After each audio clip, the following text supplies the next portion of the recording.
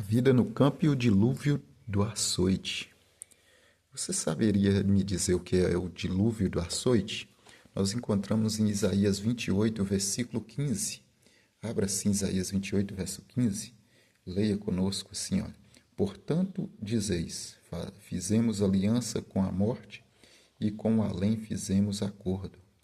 Quando passar o dilúvio do açoite, não chegará a nós, porque por nosso refúgio temos a mentira e debaixo da falsidade nos temos escondido. Dilúvio do açoite. Quando você abre no livro, quando você abre no livro Vida no Campo, você aí encontra um pouco sobre isso.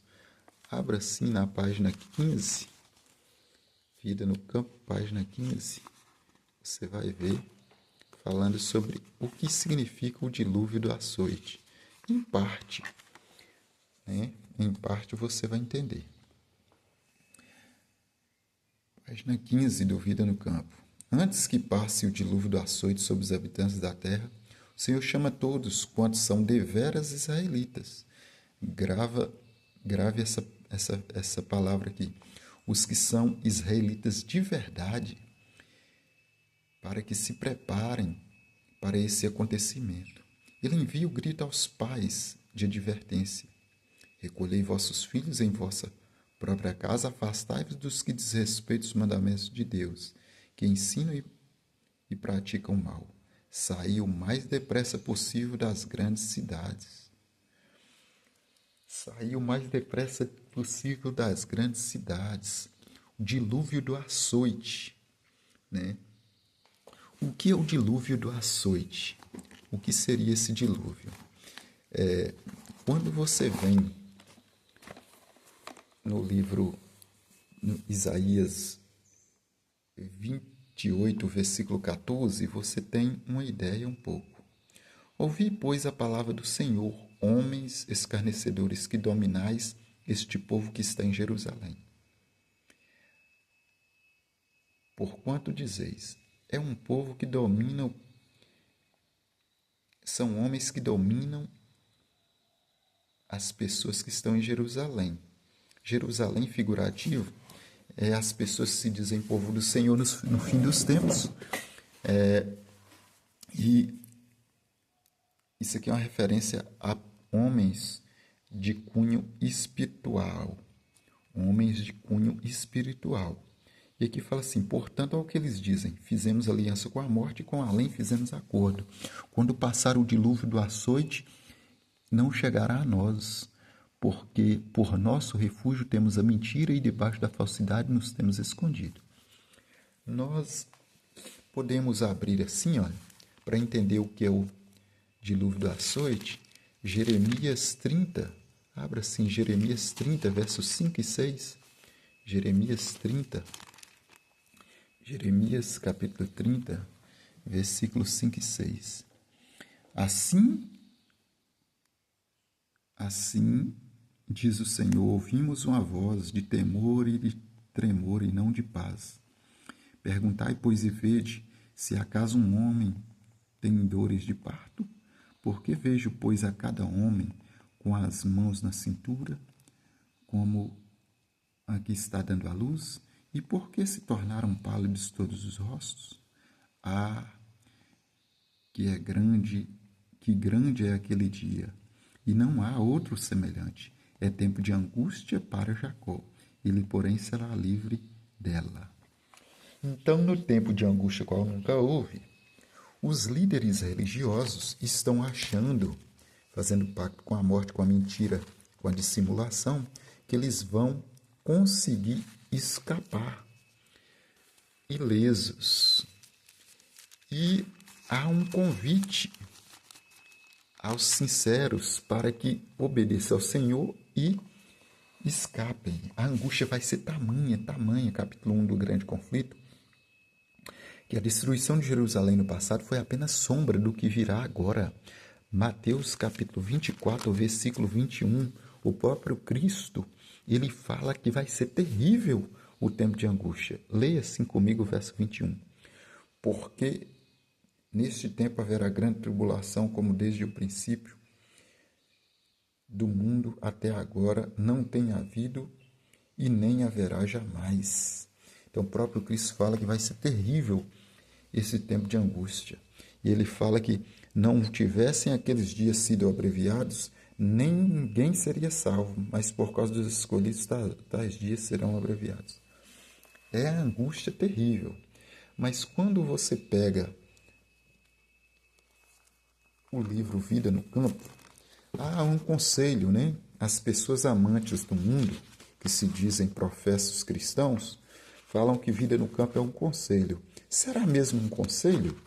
Será que vida no campo é um conselho? Aqui falando sobre Ló, na página 8 do Vida no Campo, diz assim: os anjos da misericórdia apressaram Ló, sua esposa e filhos, tomando-os pela mão. Houvesse Ló se apressado como o Senhor desejava que fizesse, sua esposa não teria transformado numa estátua de sal. Ló tinha espírito demasiadamente vagaroso, não nos assemelhamos a ele. A mesma voz que advertiu Ló de que devia abandonar Sodoma ordena-nos. Então, a mesma voz que advertiu Ló ordena-nos. Parece ser uma ordem. Sai do meio deles, apartai-vos, e não toqueis nada imundo. Os que obedecem a essa advertência encontrarão um refúgio. Então, parece que o refúgio do dilúvio do açoite vai ser só para os obedientes. É o que começamos a entender. Vamos ver se confere. Na página 11 fala assim: os que preferem permanecer infiéis serão feridos pelos juízos misericordiosos, a fim de que, se possível for, cheguem a despertar e perceber-se da pecaminosidade do seu procedimento. E aqui, na página 13, também tem uma coisa aqui interessante. Mas dentro em breve haverá tal luta e confusão nas cidades que os que quiserem abandonar não poderão fazer. Não poderão fazer. Vai chegar um tempo, quem quiser abandonar a cidade, não poderão fazer.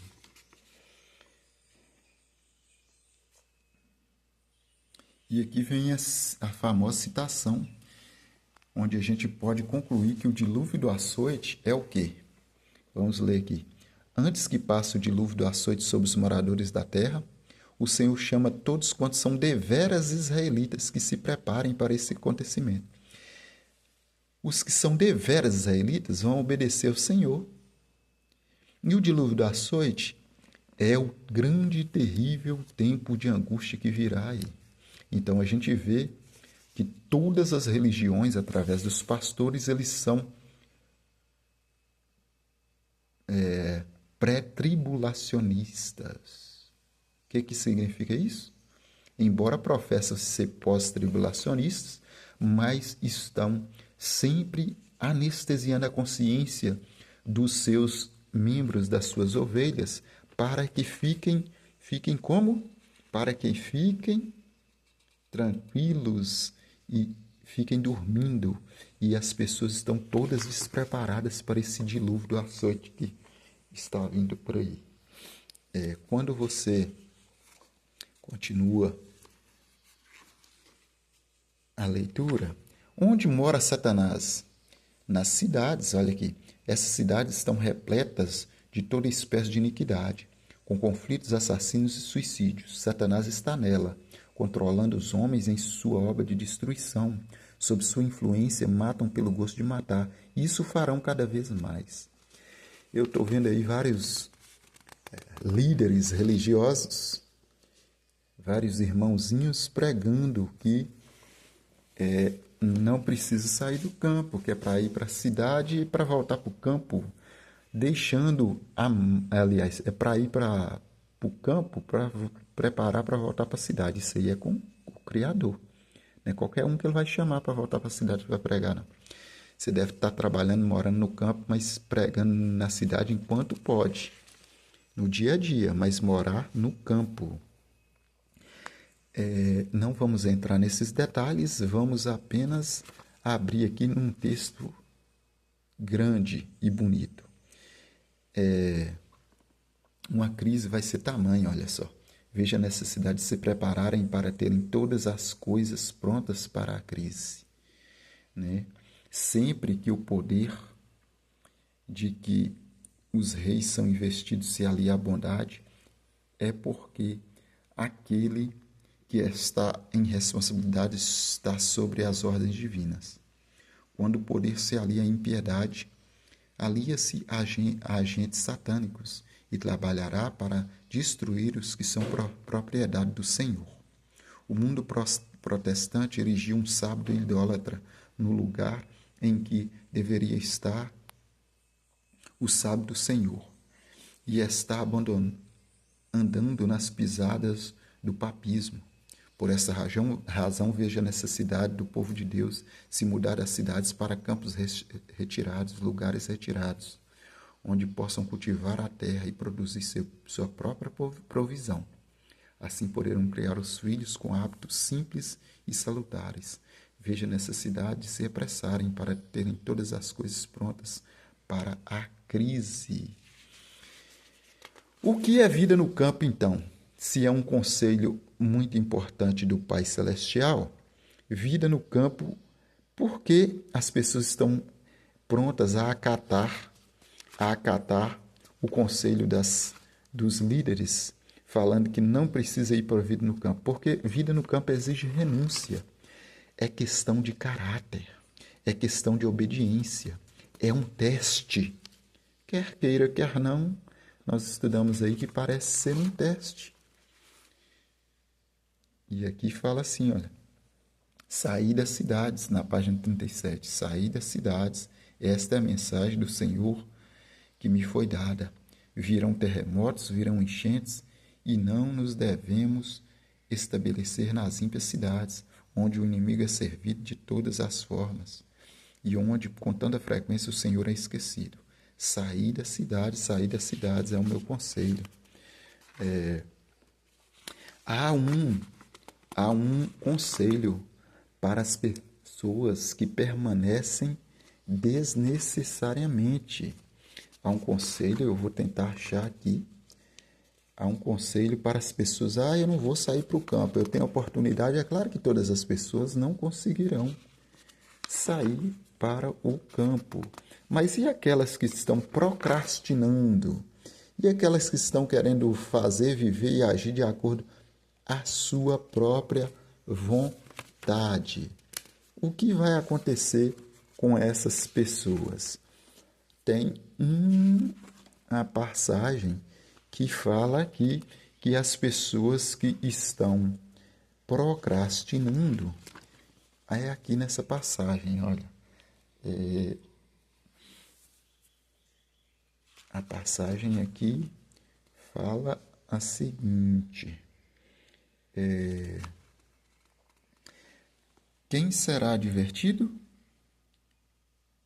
Outra vez dizemos, saí das cidades, não considereis uma grande privação ter de ir para as colinas e montanhas, mas buscai esse retiro, onde podereis estar sozinhos com Deus, para aprender sua vontade e seu caminho. A coisa mais importante da vida no campo é que o Pai Celestial quer nos ensinar sua vontade e seu caminho. E Ele está nos dando a chance de quê? De nos prepararmos.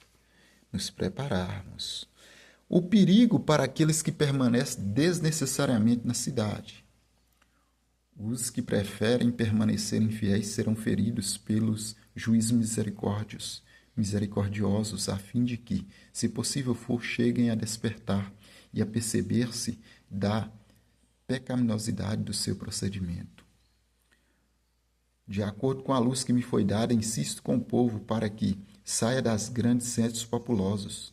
Nossas cidades estão se tornando cada vez mais ímpias e cada vez mais se torna evidente que os que desnecessariamente nelas permanecem fazem-no pondo em perigo a salvação de sua alma. Então, as pessoas têm necessidade de aprovação, de elogio, né? Quando a pessoa fica na cidade, é como se ela estivesse validada. Satanás implantou no ser humano necessidade de validação. Então, vida no campo exige renúncia. Vida no campo é questão de caráter.